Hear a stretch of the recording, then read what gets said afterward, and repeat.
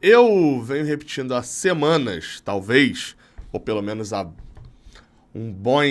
alguns bons dias, de que o time do Fluminense já tá fechado para a final da Libertadores, né?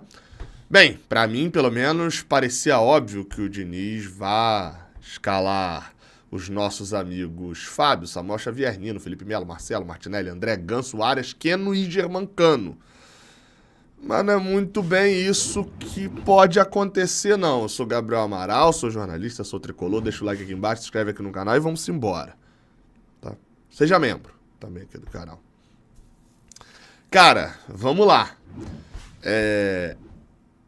Durante uma live, lá no canal do Lessa, por sinal, era uma live até que ele ia fazer com o Fred Caldeiro. O Lessa estava animado, mas aí o voo do Fred Caldeira, eles iam fazer a live durante uma conexão do Fred, mas o voo do Fred Caldeira tá vindo, né, jornalista da TNT, que tá vindo pro Rio, acabou atrasando demais, essa conexão ia encurtar o tempo, não deu para fazer a live, o Lessa fez a live chamando outros influenciadores do Fluminense. E durante essa live, o Magno Navarro, muitos acredito que conhecem o Magno, né? Falou uma situação ali, uma informação, acho que dá pra chamar isso de informação. Aí você vai falar, pô, Gabriel, Magno Navarro, eu não tô lembrando agora quem é que é Magno Navarro. Você falou assim, mas eu não... Então, vou botar a carinha dele aí, ó, do Magno aí na tela, é esse daí, ó. Uma foto velha pra cacete, mas enfim. O Magno trabalhou na Globo durante muito tempo, hoje trabalha na Band, enfim. É um humorista. Aí você fala, pô, Gabriel, você tá trazendo informação de um humorista aqui. O Magno não é um humorista. Quer dizer, ele é também, mas o Magno é jornalista. O Magno, inclusive, estudamos juntos na faculdade de Niterói. Quase nos formamos juntos ali. Me formei um pouquinho antes dele. Mas foi quase tudo juntos, boa parte da faculdade juntos, falando de Fluminense na época do Fluminense ali naquela merda em 2013. Mas, enfim, o Magno falou, né? E soltou uma informação. Não vou botar o vídeo aqui, vai lá ver a live do Lessa por volta do minuto 50 ali, mais ou menos. Em que ele fala que essa escalação que tá aí na tela do Fluminense não é o jeito que o Fluminense tá treinando, não. Ele fala que tem uma fonte e tal, enfim, de que o Fluminense está treinando no 4-2-4. Sem Martinelli e com o senhor John Kennedy no ataque. A volta do 4-4-2, 4-2-4 no Fluminense. A escalação do Boca que tá aqui, ela é, entre aspas, tá? Eu só organizei aqui mais ou menos, só pra gente ter um adversário do outro lado. A escalação é exatamente essa, os jogadores, mas o nome aqui, né, a posição de cada um, o nome tá tudo certinho, mas a posição de cada um aqui é diferente, tá? Não necessariamente é igual a isso aqui não, mas é mais ou menos isso. Mas voltando pro Fluminense, 4-2-4 seria escalado pelo Fernando Diniz. O que isso muda de cara, tá? Vamos lá. O Fluminense mudou muito as escalações nos últimos jogos. O time, esse time aqui com o Martinelli, eu vou até tomar a liberdade de botar o Martinelli e nem mencionar aqui a questão do Alexander, tá? Esse time aqui, padrãozinho, imagine que tem o Martinelli aqui, né? Que é o Alexander e tal. Mas essa base de time é a base do Fluminense do ano. A partir da final do Carioca, joga mais ou menos esse time. É o Guga na lateral direita, é o Alexander ali no meio, mas em suma é a mesma coisa. E ele se estende até a lesão do Keno, a lesão do Alexander, o time muda, o Diniz começa a testar o Lima no lugar ali dessa posição do Martinelli e do Alexander, que muda muito, enfim. Toda uma mudança, chegam as contratações de meio de ano, o Marcelo começa a rodar no time com o Diogo Barbosa, o Gabriel Pirani sai, o Fluminense passa por um momento ele se desencontrando até o momento em que vem o 4-2-4, o famoso 4-2-4. Alexander ainda estava voltando de lesão, o Fluminense enfrentar o Olímpia no Maracanã. Já tinha acontecido em alguns jogos antes do Fluminense ficar atrás no placar e utilizar essa formação, né, durante os jogos.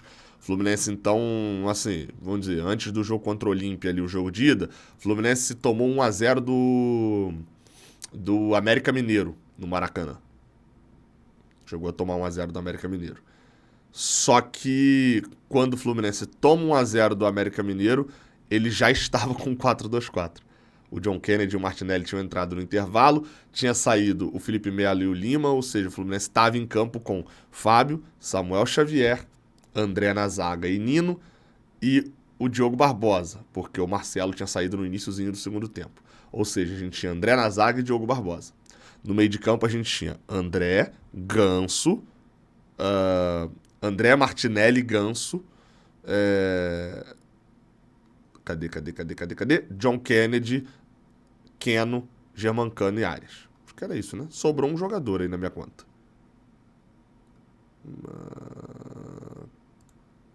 É porque eu falei André 2 vezes, perdão. Então vamos lá.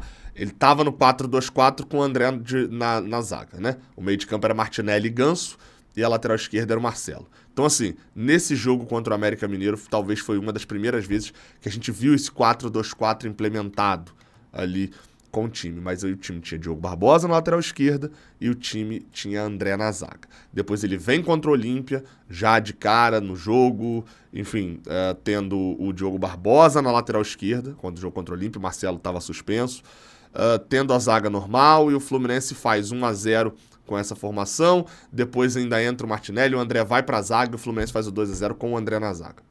Então assim, mais uma vez, era o Diogo Barbosa na lateral esquerda e o Olímpia era um time que se afundou lá atrás. Contra o Atlético Paranaense joga com um time reserva, contra o Olímpia lá, o Fluminense escala de novo essa formação com 4-2-4, com o John Kennedy no ataque, com o André e Ganso no meio e com o Diogo Barbosa na lateral esquerda. 3-1, vitória épica lá do Fluminense, mesmo quando estava 11-11, no primeiro tempo o Fluminense já era superior ao Olímpia, apesar de ter tomado uma pressão gigantesca no início. Vem o jogo contra o Fortaleza, o Marcelo também não joga, o Fluminense atua num 4-2-4, dessa vez com o André e Alexander pelo meio, tem dificuldade de criação contra o Fortaleza, mas ganha por 1-0. De novo, apesar de ter 2 zagueiros na zaga, né? Não tinha o André, mas tinha o Diogo Barbosa na lateral esquerda. Quando volta da data FIFA, há uma pausa aí para a data FIFA, o Fluminense volta enfrentando o Vasco, sem Ganso, sem Paulo Henrique Ganso, com André e Alexander pelo meio de campo. A gente sabe que o Alexander não voltou muito bem de lesão, mas é fato de que o Fluminense toma um vareio do Vasco no primeiro tempo. Aliás, o varia mais no segundo tempo, né? No primeiro tempo termina 1-0 pro Vasco, o gol do Praxedes lá de cabeça. Mas o Fluminense é bem pior do que o Vasco no primeiro tempo, jogando no 4-2-4 e tendo Marcelo na lateral esquerda. É bem verdade que dali pra frente, no segundo tempo, o John Arias já tinha sido substituído, o time muda um pouco a sua figura, o André foi pra zaga porque o Martinelli entrou no lugar do Marlon, muda um pouco a figura, mas no primeiro tempo, 4-2-4. Seja porque o Marcelo tem um dinamismo a menos, seja porque já estava mais manjado.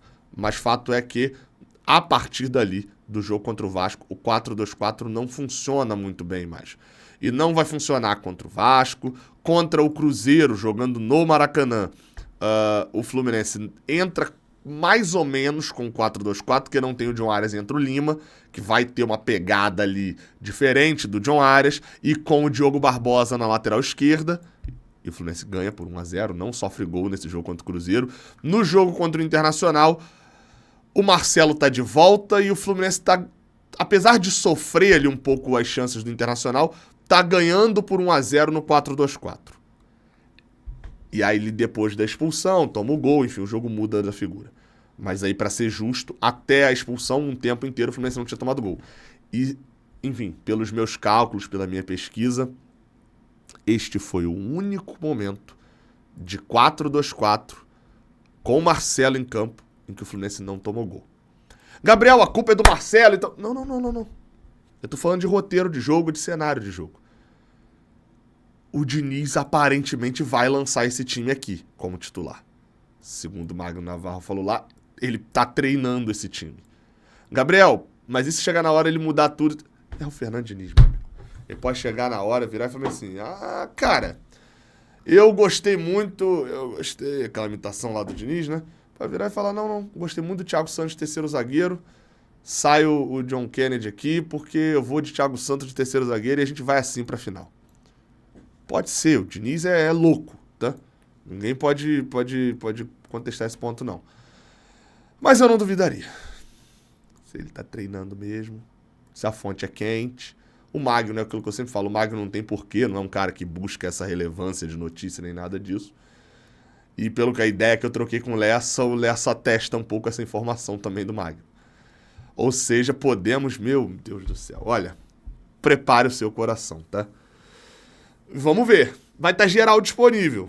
Não faz sentido, pra mim, eu não gosto dessa escalação, tá? Não é a escalação que eu escalaria, não. Acho que o Fluminense teria problemas gigantescos quando tivesse no campo de ataque, atacando pelo lado esquerdo.